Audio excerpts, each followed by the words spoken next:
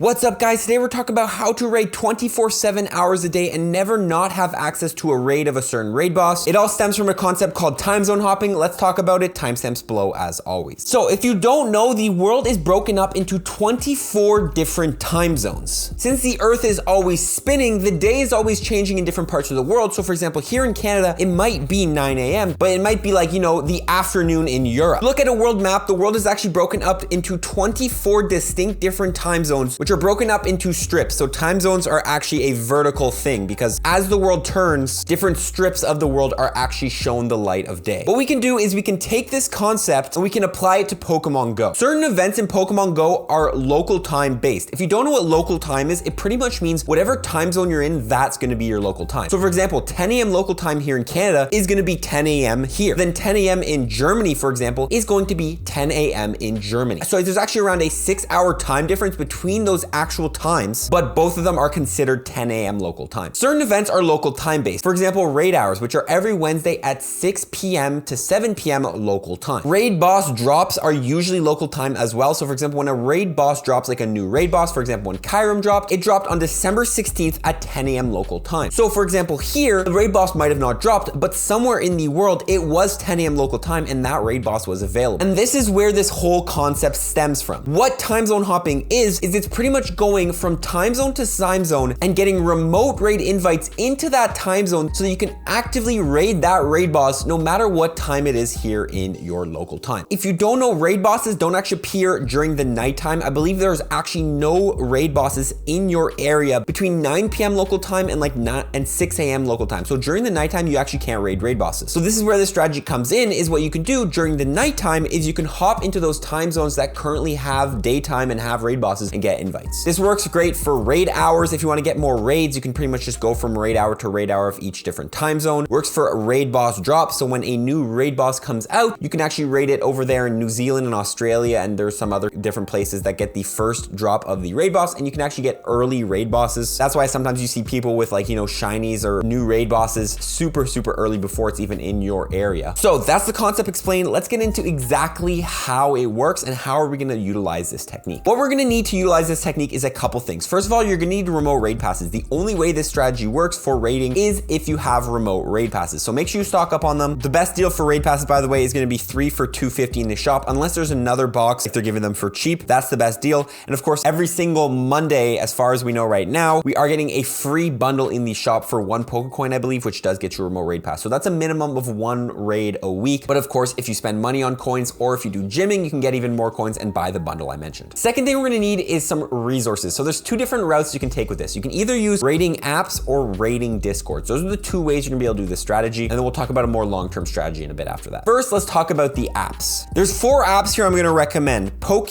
Battler Raid Party, Poke Raid, Raid Party, and Poke Genie. We're gonna take a look at them, but I recommend you guys try all 4 out because people have different preferences. I know some people like to use Poke Genie. Poke Genie is great. Some people like to use Poke Raid. Some people like to use Poke Battler Raid Party. And I've heard good things about this one right here. I haven't actually tried myself, so this is one we're gonna be trying today. All these apps allow you to get remote raid invites to anywhere in the world. We're gonna open Go Raid Party. The first thing it says here is going to be to sign in. Then it's gonna ask for a profile verification. I'm just gonna upload a screenshot of my trainer profile. Bang, there you go. And we're just gonna click confirm. It's gonna ask me to turn on location. Now, as you can see here, it's very simple. At the bottom, you're gonna choose the raid boss you're hunting for. For example, if it's like a new boss, like if Kyurem were to just drop, hunting Mega Steelix, these are all the raid bosses currently out. We're gonna click on Kyurem. Now, as you can see here, there's all these lobbies and you can join a lobby and get a raid invite. For example, here, there's a Kyurem and it shows how many people are in it and I believe how long that raid boss has been going down for, and then you can join these lobbies. We're gonna join this one with 5 people. Okay, never mind, it's full. Don't join the ones with 5 people. We'll join this one right here. As you can see here, it's very simple. There's gonna be a code here. You're gonna be able to copy the code. You're gonna go into your app and you're gonna add this person. This is the person who is hosting the raid who's gonna invite you to these raids. Then once you're in Pokemon Go, you say, I've added the code in game, and there you go. You're gonna go ahead and wait. Now there's all these people in here and they're all readying up to get an invite. At the bottom says, have a remote raid pass ready. Add the host in game. We've already done that, and be patient. It takes a few minutes for everyone to be ready. And then at the bottom, you can switch to Pokemon Go. It'll instantly bring you into Pokemon Go. And now all we have to do is wait patiently for the raid invite. Now in these apps, since everyone has these apps, people all around the world have these apps, raids are always going down in these apps, and you can always get raid invites in these apps. What you're doing here is you're pretty much getting raid invites from time zones who have raid bosses. Meanwhile, you do not have raid bosses. You could open up one of these apps at 3 a.m. in the morning when there's there's no raid bosses around you and still raid whatever raid boss is currently out. Now, we're not going to talk about how PokeGenie works, how PokeBattler works, and how Go Raid Party works, because I actually have a full dedicated video on those apps. So if you want to learn more about how those apps work and you don't want to have to figure it out yourself, video up here, carded up here, link below, check it out after this. I'm not going to explain this whole video on how these apps work because I have a video on that. Any 4 of those apps I mentioned work, and there's even more apps than that. Now let's talk about the second way to do this, and that's going to be Discord servers. Discord servers are going to work pretty much the exact same as the apps. However, of course, they're going to be on Discord. I am in 4 raiding Discords right now. We have Pokemon Go Ottawa, Pogo Raids, Pokemon Go Raids, and Pogo Raiders. They're all pretty similar. I'm going to leave the link below to join all of these Discords below. Now, what you're going to want to do is you're going to want to join these Discords, and most of the Discords here, you're going to have to use the PokeNav feature, which means you're going to have to verify your account. It's kind of similar to how we did in the app. You're going to want to come to the PokeNav quiz setting, or like I think all of these servers will have a similar channel in which you have to take a quiz. You're going to answer some questions, and you're pretty much going to get verified. Once you verify your PokeNav, the app is the same. PokeNav in one of the servers, you don't have to verify in the other 3 servers. I think all you have to do is like click $verify, and it'll automatically transfer your account over, because once you have your PokeNav verified on your Discord account, it's good for all the servers. What you can do in here is you can pretty much do the exact same. There's going to be channels with the different raid bosses going down, and you can get raid invites anytime you want. Raids are always going down in these channels. As you can see here, they're actively being popped up. Some man is typing up a new raid, and you can pretty much always be getting raid invites to these. To join, you just want to click on the ticket and you go ahead and you go through a whole step. Again, I have a full dedicated video on these Discord servers, how to use them and all that. So I'm going to link that right here, up here, link below. Check it out if you want to learn more about the Discords. But in general, that's how the whole concept works, is you can get raid invites anytime. Now, the one thing I'm going to say is all 4 of these raiding Discords are actually American based, I believe. None of them are actually based in Europe or overseas or in Asia. So if you are a viewer and you're watching this and you know a popular Discord server that people use in Europe or a popular Discord server that people use in Asia, then please go ahead, send to my email. It'll be right here. And then also I'll leave it in the description. Please email me the link to those Discord servers so I can check them out, and I will add them to the pinned comments below so people can join raiding servers that are actually overseas in Europe, in Asia. Don't get me wrong, raids still go down during the nighttime in all 4 of those servers, but I'm just saying if you were in some Asia or European servers, it would be a lot better. I think over there too, they use like Telegram for raids. I'm not 100% sure. It might be a little different. Maybe they don't have Discord, but yeah, email me below. Quickly, just want to talk about some downsides of the app, because it's not all fun and games with this stuff. Downsides of using this strategy is, first of all, the harder raid bosses, sometimes this strategy really doesn't work. Raid bosses like Cresselia, Kyogre, Lugia are super hard to take down, and the problem is sometimes these raid lobbies and people who are inviting to raids are only inviting lower level players or players with not the most ideal counters. And this is where this strategy can really toughen out. Luckily, certain apps and Discord servers actually add a verification feature in which you have to verify what your team is to make sure you have strong enough Pokemon to take down these raid bosses. Only when you verify that you have a good team are you able to join these raids. I believe PokeGenie does this. So if you want to make sure only good players are taking down these raid bosses, use PokeGenies during the harder raid bosses. However, there's certain apps that don't do this, and in the end, you can end up losing a raid pass, because if you use a raid pass on a raid boss and you don't end up taking it down, you're actually just losing that raid pass and you're losing potential raid bosses which you could have raided. So you just got to be wary when there is harder raid bosses. Maybe this is not the best strategy to go for, Lugia, Cresselia, all that stuff. And instead, maybe you should take the reverse side and become a hoster on one of these apps. Yeah, you heard me. If you don't know, on PokeGenie, all these Discords, all this stuff, you can actually be the guy hosting the raids, inviting people. So instead, you can actually invite people to your raids to take it down. In the end, not risk wasting a remote raid pass since you're using a local raid pass. On top of that, you can actually do the double invite glitch, which allows you to invite 10 people to raids. And that allows you to have, more people in the raid, so less chance of failing the raid boss. If you want to learn how to do the 10 people invite glitch, which allows you to invite 10 people to a raid, the link below a video. It's a short, it only takes 1 minute. You can check it out. It'll quickly explain to you how to do the back out glitch. Those are mainly the downsides I would be wary of in the apps. Then also, of course, sometimes some people are trolls. They say they have a raid and they don't end up inviting you. That's just something to know, but in the end, that doesn't really burn your raid pass. All I'm saying here is be wary of the harder raid bosses, because sometimes people don't have the best counters in these raids and it can be hard to take down. That's pretty much the video, guys. You can honestly at this point click off if you'd like, but I want to talk about a bonus tip on how to expand your experience here and maybe one day not actually be reliant on these apps to raid 24/7. This is when I'm going to explain the concept of the global friends list. On your friends list, you can all up to 400 friends. That's a lot of friends. What this allows you to do is actually get friends from all around the world in every single time zone